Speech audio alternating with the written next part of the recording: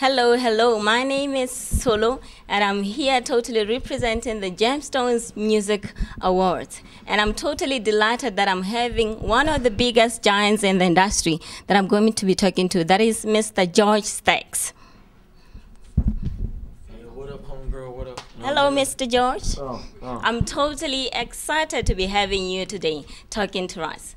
All right, George, as one of the best talent that has ever been discovered in the industry. Yes, been the best artist in the industry. Tell me, how has it been for you? No, man, it's been tough out there, you know what I mean? We got haters out there. Yeah, we got haters out there, you know what I'm saying? But I did my thing, you know. My mama told me I could rap, so I never gave up, you know. All right, talking about being the haters, you've actually inspired a lot of young hopefuls out there. And can you just give them yet again a word or two in making it in the industry?